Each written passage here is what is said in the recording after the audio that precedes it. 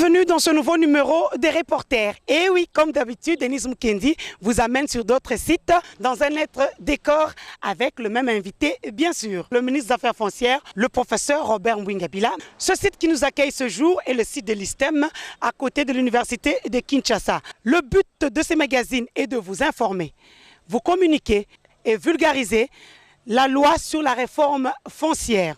Tout au long de ce numéro, vous saurez pourquoi le choix de ce site n'est pas anodin. Pour l'heure, je voulais suivre l'interview que nous avons accordée à plusieurs conservateurs de titres immobiliers ainsi que leurs chefs de division qui ont voulu faire passer un message à leur ministre de tutelle, son Excellence le professeur Robert Mwingabila. Juste après, nous revenons avec notre invité.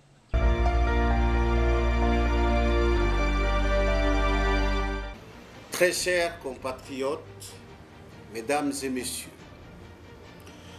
lors de l'accession de notre pays à l'indépendance, le 30 juin 1960, obligation était faite de procéder au mesurage et au bornage de toutes les terres soumises au régime de la propriété privée, ainsi que des terres détenues à tout autre titre.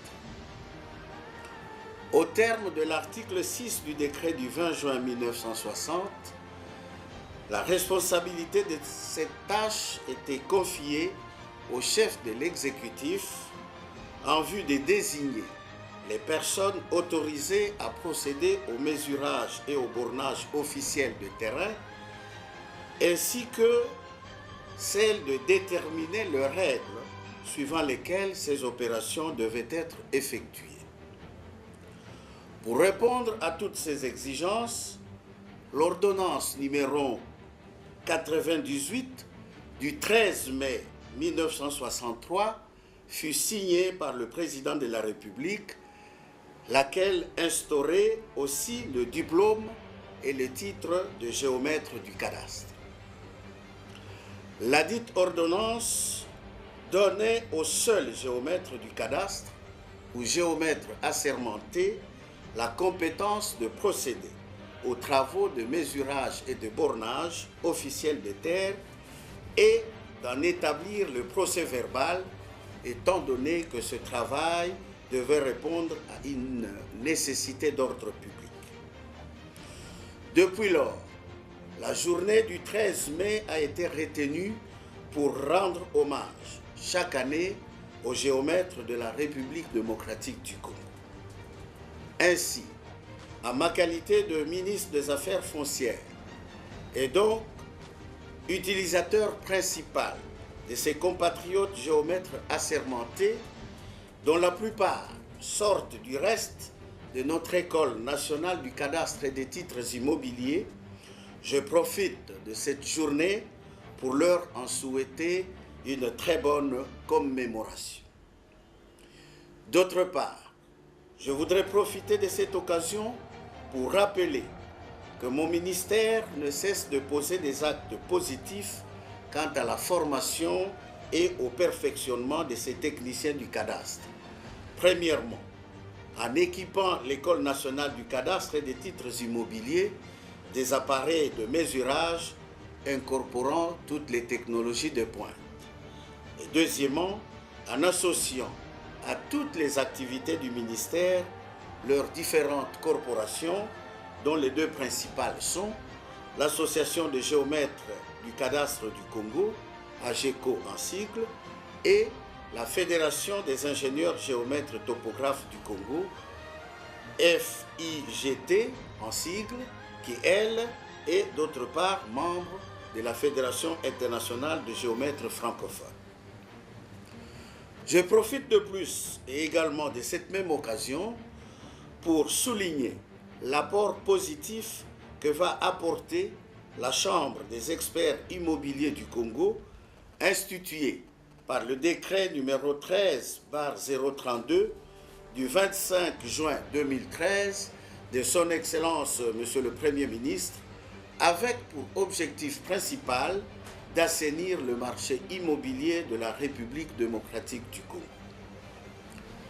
Très chers compatriotes, mesdames et messieurs, comme vous pouvez donc vous en rendre compte, Dans l'exercice de mes fonctions, j'ai toujours eu à recourir au service de géomètres assermentés que je mets devant leurs responsabilités, car de la qualité, de l'honnêteté et de l'objectivité de leur travail découleront à la fois l'éradication des conflits fonciers et la réalisation des objectifs nous assignés par son Excellence Monsieur le Président de la République, chef de l'État, Joseph Kabila Kabange, objectifs qui se recoupent en cette trilogie. La terre pour nous unir et non pour nous diviser, la terre pour nous enrichir et non pour nous appauvrir, la terre pour nous faire vivre et non pour nous faire tuer.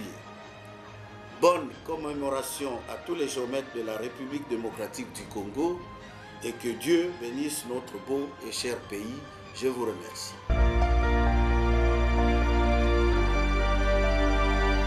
Nous sommes d'abord dans la circonscription foncière de la Funa qui englobe 6 communes: Selembao, Bandalungwa, Bumbu, Kasavubu, Kalamu. Bon. Nous avons fait par tous les moyens de mettre fin au litige, souvent conflit qui se situe sur la commune de Selembao.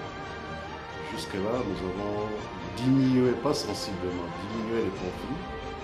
Nous avons sensibilisé nos techniciens avant de descendre sur le terrain, surtout à Selembao, de fouiller sensiblement. Maintenant, nous avons vu et nous avons constaté que les conflits commencent à diminuer au niveau de Selembao. Notre circonscription est basée dans des communes, des anciennes communes, c'est-à-dire des communes où il y avait de papa, il y avait une famille, tout ça, et puis le papa est mort, ou la maman est morte. Ça devient, nous trouvons souvent avec des dossiers de succession. Sur 80% ici, nous traitons que des dossiers de succession, et ça nous pose beaucoup de problèmes. Je m'appelle M. Gracia Kavumvula, conservateur des titres immobiliers de la circonscription foncière de la Lukunga. On est ici dans la circonscription foncière de la Lukunga, qui est située dans la commune de la Gombe. Cette circonscription s'occupe de 6 communes. Peut-être que beaucoup de gens ne le savent pas. Permettez-moi d'énumérer ces 6 communes. Nous avons la commune de la Gombe, la commune de Kinshasa, la commune de Barumbu, la commune de Lingwala, la commune de Kintambo et la grande commune de Ngaliema. Au fait, la circonscription s'occupe des dossiers fonciers de ces 6 communes que je viens d'énumérer. Dans le cheval de bataille du ministre des Affaires foncières, nous avons au fait affaire à la diminution des conflits fonciers.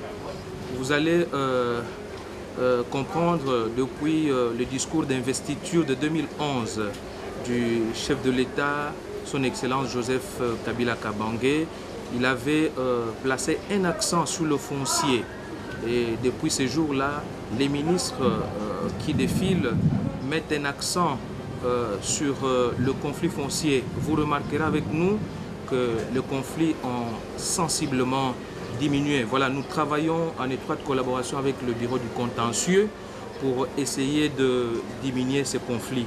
C'est déjà un grand acquis et les gens peuvent aujourd'hui acheter en toute tranquillité s'ils s'adressaient à l'autorité compétente. Le ministre est en train de prendre des contacts là-dessus. Moi-même, il n'y a pas longtemps, j'ai accompagné monsieur le ministre des Affaires foncières, le professeur Robert Mbwinga, à Bruxelles, où il est allé voir le partenaire belge pour l'informatisation de nos archives. nous avons des problèmes sérieux. Parce que jusque-là, on se réfère au croquis des situations que nous apporte le technicien. Si s'avère que le technicien commet une erreur à partir du croquis des situations, c'est fini, nous avons la superposition. Et la superposition nous apporte les conflits fonciers. C'est pourquoi c'est devenu une musique au Congo. La musique, c'est 80% de conflits parcellaires devant les cours et tribunaux. 80% des conflits sont des conflits parcellaires. C'est ça la musique que nous vivons pour le moment. Maintenant, nous devons faire tout pour taire cette musique. Et pour taire cette musique, il nous faut le renforcement des capacités et puis la modernisation, c'est-à-dire l'informatisation des services comme partout au monde.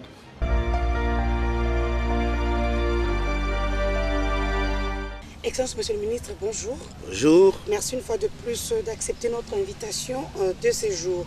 Comme je le disais au début de ce magazine, que le choix des sites n'est pas anodin. Ma première question est celle de savoir, parce que ces derniers temps, il y a une campagne de démolition, de construction anarchique dans la ville de Kinshasa. Est-ce que cette campagne va se limiter ici à Kinshasa ou elle va s'étendre dans d'autres villes de la République démocratique du Congo? Bien, merci beaucoup pour la question. Oui, il y a une campagne de démolition pour les constructions anarchiques et toutes les constructions anarchiques dans la ville de Kinshasa, mais vous avez raison de pouvoir souligner le fait de savoir si effectivement c'est uniquement pour Kinshasa ou au contraire pour l'ensemble des villes de notre pays. Je peux vous répondre sans la moindre hésitation. Toutes les constructions anarchiques dans toutes les villes de la République démocratique du Congo sont vouées à être démolies. Et après Kinshasa, nous allons lancer la campagne dans l'une des villes de l'intérieur du pays. Mais le gouverneur de province et les services à la fois des affaires foncières et de l'urbanisme et habitat seront chargés de pouvoir effectivement inventorier dans chaque ville toutes les constructions anarchiques, c'est-à-dire celles qui sont situées sur des sites non édificandis et qui devront être démolies. C'est donc sur l'ensemble du territoire national et dans toutes les villes. Et comme on le dit toujours, cette émission, les participants sont aussi nos téléspectateurs. On commence par leurs questions. Il y a plusieurs qui se demandent quelle solution envisagez-vous pour ces victimes des démolitions? Et puis, en termes de relocalisation, comment ça va se passer? Bien, il faut d'abord dire que les personnes sont victimes d'abord de leur propre turpitude. N'est-ce pas? C'est parce qu'ils construisent sur des sites qui sont des sites non constructibles, parce que représentant des dangers et des risques, à la fois pour eux-mêmes, pour leur famille, mais aussi pour l'environnement, que nous sommes, bien malgré nous, obligés de pouvoir procéder aux démolitions de ces constructions anarchiques. Très souvent, ce n'est pas l'administration des affaires foncières ou à l'intérieur du pays, comme ici à Kinshasa, qui décide, n'est-ce pas, de pouvoir donner ces sites à nos compatriotes. Très souvent, c'est moi j'ai été voir le chef du quartier, moi j'ai été voir le chef coutumier. C'est le cas du site où nous sommes ici, n'est-ce pas? Les sites de l'ISTEM, comme les sites de l'université de Kinshasa, sont envahis par des constructions anarchiques à la suite des ventes des parcelles qui ont été organisées par le chef coutumier.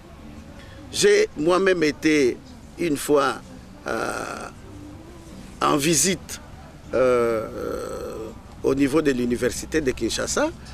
Et j'ai eu à croiser ce chef coutumier qui est venu pratiquement m'agresser verbalement, m'interdisant de pouvoir mettre le pied là-bas parce que, disait-il, c'est des sites privés, ce qui n'est pas le cas. Naturellement, la force étant la loi, nous avons pris les mesures nécessaires pour le mettre hors d'état de nuire.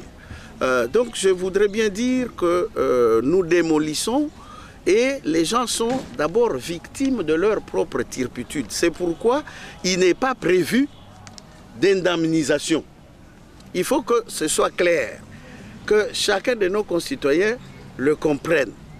Lorsque vous prenez le risque d'aller vous installer n'importe où, de construire n'importe où, et que là où vous construisez, c'est un site non édificant, comme on dit, soyez sûr que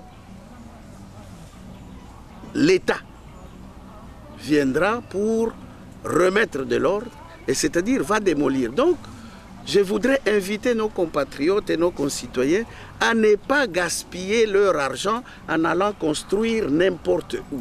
Je ne cesse de le répéter, adressez-vous à l'administration des affaires foncières dans les différentes circonscriptions pour obtenir un lopin de terre où vous pouvez faire n'importe laquelle des activités que vous voulez faire. Maintenant, il y a un problème de relocalisation, évidemment, parce que nous sommes confrontés d'abord à un problème d'explosion démographique de nos villes. Une ville comme Kinshasa, je pense, voit sa population chaque année augmenter dans l'ordre de 20%. Ça veut dire que tous les 5 ans, en principe, la population double. Et nous sommes bien obligés de pouvoir trouver des sites où il faut effectivement permettre à ces gens de pouvoir construire. Parce qu'après tout, notre objet n'est pas de rendre notre population sans domicile fixe. Notre objectif, c'est de dire à notre population, ici vous ne pouvez pas construire, là vous pouvez construire. Et nous avons à ce sujet à pouvoir révéler les instructions qui m'ont été données par son Excellence, Monsieur le Président de la République, chef de l'État. Jusqu'ici, on parlait lotissement. Qu'est-ce que ça veut dire lotissement? L'administration des affaires foncières, à la demande, par exemple, de l'hôtel de ville ou à la demande d'un bourgmestre, identifie un site dans une commune donnée et puis on fait les mesures, on fait les travaux, et on prépare un arrêté à la signature du ministre pour dire voilà, ces terrains-là, c'est un lotissement que nous venons de créer avec le plan cadastral. Donc on a différentes parcelles qui sont dessus et dès que le ministre a signé l'arrêté créant ces lotissements-là, immédiatement après, on commence à, je vais bien mettre entre guillemets, vendre les parcelles, n'est-ce pas? On dit à monsieur, venez, voilà, vous pouvez prendre cette parcelle-là, il faut donner autant, ce qui n'est pas correct parce que l'État ne vend pas la terre. Et donc, à partir de ce moment-là, chacun commence à construire. Mais comment ça se passe? Chacun construit selon son bon vouloir. On vous a donné une parcelle de, par exemple, 20 mètres sur 30, mais parce qu'il y a un espace qui est réservé à l'avenue, vous dites, moi, je prends encore sur le 8 mètres de l'avenue, moi, je prolonge ma parcelle de 5 mètres, donc vous réduisez la largeur de l'avenue à 3 mètres, et donc c'est du désordre. Conséquence, on se retrouve avec des situations où les avenues se terminent contre le mur d'une clôture, d'une parcelle, ou bien ça se termine en triangle parce qu'il y a 2 parcelles qui se rejoignent. Ces choses-là, nous ne pouvons pas accepter ça. C'est une urbanisation désordonnée. Donc les instructions du chef de l'État aujourd'hui, c'est lorsque nous avons identifié un site et que nous pensons que sur ces sites-là, effectivement, il peut y être érigé des habitations. La première des choses que j'ai fait, effectivement, c'est bien sûr, avec le plan cadastral, signer un arrêté créant le lotissement. Et aujourd'hui, nous n'appelons plus ça lotissement. Nous appelons ça réserve foncière. Pourquoi? Parce que nous souhaitons que il ne faut pas attendre que les besoins s'expriment pour enfin aller chercher un terrain. Il faut que nous puissions avoir avec en tête l'idée de l'expansion de nos villes, que nous ayons déjà à identifier des sites que nous allons préparer pour accueillir effectivement tous les demandeurs de sites de terrain pour les logements. Mais une fois que moi j'ai signé mon arrêté créant les lotissements, vient ensuite l'intervention des services de l'urbanisme. Pourquoi? Parce qu'il faut assainir les sites. Il ne faut pas dire aux gens, venez, vous coupez l'herbe et vous commencez à construire. Non, nous devons mettre tous les sites en état de recevoir les habitations. Donc il faut faire, par exemple, les voiries intérieures, il faut créer les canalisations pour les évacuations des eaux, il faut amener l'eau obligatoirement, il faut amener l'électricité obligatoirement, et les maisons ne peuvent venir que une fois que tout cet assainissement a été fait. N'est-ce pas? Et même quand les maisons viennent, dans chaque quartier d'un site comme ça, la dimension des parcelles doit être identique. Donc il n'y aura plus de parcelles pour dire, moi, parce que j'ai les moyens, il me faut 50 mètres sur 40 ou 50 sur 50, et l'autre qui n'a pas les moyens, c'est 3 mètres sur 8. Non. Dans un quartier donné, si nous avons des parcelles de 30 sur 30, eh bien, ce sera pour tout le monde. De manière à ce que, quand quelqu'un construit, dès qu'il essaie de dépasser 2 mètres, même de 50 cm, tous les voisins le remarquent et lui disent, monsieur, rentrez aux limites de nos parcelles, n'essayez pas d'aller plus loin. Ça, c'est la première des choses. La deuxième, c'est que, en même temps, nous devons définir à l'avance les modèles de maisons qu'il faut construire. C'est anormal de vous retrouver. Vous avez une grande parcelle, 30 mètres sur 30. Vous construisez votre maison avec un seul niveau. Et puis votre voisin qui vient, 30 sur 30 aussi, mais lui, comme il a un peu plus de moyens, il construit 3-4 niveaux pour une maison d'habitation. Je ne sais pas si c'est pour accueillir tous les villages ou quoi. Mais ça fait quoi? Que vous qui êtes à un seul niveau, lui qui est à 2 ou 3 niveaux, en fait, il va à tout moment violer votre intimité. N'est-ce pas? Quand vous allez à la douche, lui, à partir de l'étage, il vous regarde et et ça, nous ne pouvons pas continuer d'accepter ce genre de choses. Voilà pourquoi nous parlons aujourd'hui de créer des réserves foncières à vocation habitat, mais bien sûr, nous créerons aussi des réserves foncières pour recevoir, par exemple, les installations industrielles. Nous créerons également des réserves foncières pour recevoir, par exemple, les investissements dans le secteur agricole, mais ça, bien sûr, en dehors de la ville. Nous n'allons pas continuer de mettre, comme aujourd'hui, par exemple, le problème que nous avons avec la plupart des sites maraîchers, c'est qu'ils sont le long de voies de communication, et donc tous les légumes qu'ils produisent sont pollués par les gaz de véhicules et tout ça. Donc on ne peut pas continuer comme ça. Alors la relocalisation, elle doit se faire effectivement, mais elle va se faire dans les réserves foncières que nous sommes en train de constituer maintenant. La dernière fois, je pense, vous avez vu que nous avons été avec le gouverneur de la ville, André Kimbuta, du côté de Mitendi. C'était également pour identifier un site que nous allons ériger en réserve foncière avec les assainissements tels que les instructions nous ont été données par le président de la République. Excellence, en parlant de réserve foncière, question de l'heure oblige, pour nos refoulés du Congo-Brazza, où est-ce qu'ils vont partir? La question est effectivement pertinente et elle est d'actualité. D'abord, il faut savoir que tous ceux qui ont été refoulés de Brazzaville ne sont pas tous des Quinois.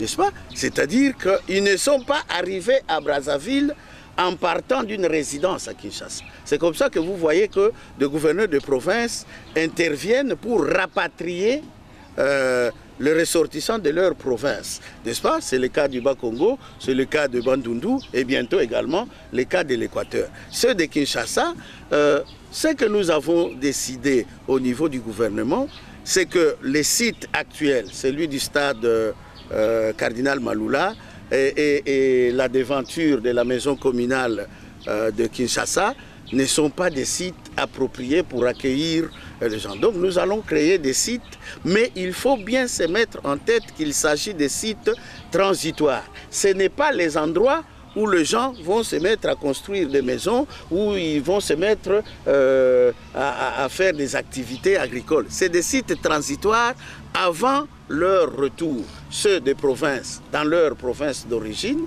et peut-être même dans leur ville ou village d'origine, parce que l'essentiel, c'est que chacun retrouve le chez soi, et non pas que nous puissions avoir des gens, de nos compatriotes, qui rentrent chez eux et qui se retrouvent en train de vivre le reste de leur vie sous des tentes ou sous des huttes. Ce n'est pas ça notre objectif. Donc les sites que nous allons disponibiliser pour nos compatriotes refoulés dans les conditions inhumaines qu'on sait de Brazzaville sont des sites transitoires. C'est juste en attendant le rapatriement chacun dans son lieu d'origine, son village d'origine ou sa ville d'origine. Excellence, on va aller sur un autre chapitre en attendant de revenir. On n'est pas sans oublier que vous venez de Washington, où vous avez suivi une conférence sur le foncier et la pauvreté. Alors la question est de savoir comment éradiquer ce mal appelé construction anarchique, surtout que vous voulez concilier vos attentes dans ce domaine au regard du programme de la Banque mondiale dont la mission est annoncée incessamment ici à Kinshasa. Mais je pense que la meilleure... je ne crois pas qu'il s'agisse de prendre des mesures toujours punitives. Il faut que nous puissions également, et peut-être dans le cadre de cette nouvelle citoyenneté, éduquer notre population à adopter des comportements qui soient des comportements responsables. Je répète que il n'y a que l'administration du ministère des Affaires foncières, il n'y a que le ministre des Affaires foncières, il y a les gouverneurs de province qui ont des compétences de par la loi foncière pour distribuer la terre. Donc nos compatriotes doivent arrêter de s'adresser à des gens qui n'ont pas qualité pour chercher à avoir un lopin de terre. Le chef coutumier qui vient distribuer des parcelles ici, dans le site de l'ISTEM, derrière où nous sommes là, mais il n'a pas qualité pour le faire. Et donc nous ne reconnaissons pas, même s'il vous a signé un papier parce que vous lui avez donné de l'argent, nous ne reconnaissons pas ça. N'est-ce pas? J'ai même interdit à l'administration des affaires foncières de légaliser les abus que commettent aussi bien les chefs coutumiers que les chefs de quartier, les bourgmestres, tous ceux qui n'ont pas qualité pour distribuer de la terre et qui le font quand même par besoin ou par souci de se faire de l'argent.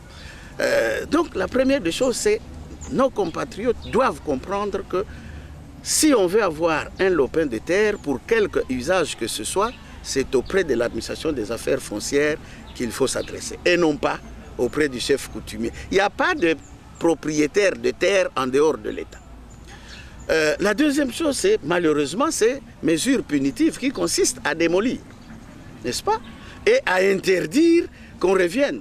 Il y a des sites sur lesquels on a déjà fait 3 ou 4 fois les démolitions. Parce que les gens dans notre pays pensent, Basali Babouki, Bakei, 2 semaines après, Naye Nabandeli. Eh bien, 2 semaines après, Bisope Tokoya, Kobuka Lisusu. Alors, si vous avez suffisamment d'argent pour tout le temps jeter l'argent dans des constructions qui sont démolies, ben, tant mieux. Mais je pense que je sais quelle est la difficulté pour chacun de nous de pouvoir construire une maison. Je pense qu'il ne faut pas jeter l'argent en allant construire sur des sites qui ne vous ont pas été désignés et indiqués par l'administration des affaires foncières. Par rapport à la Banque mondiale. Mais la Banque mondiale, quand elle vient chez nous, c'est parce qu'elle veut nous appuyer par rapport à la réforme foncière. La réforme foncière, nous la faisons justement, comme je le dis souvent, pour 3 objectifs essentiels. Premièrement, éradiquer les conflits fonciers. Et les conflits fonciers naissent souvent parce que des gens qui n'ont pas qualité interviennent dans la distribution des terres. Deuxième objectif, c'est sécuriser les droits et les titres de propriété.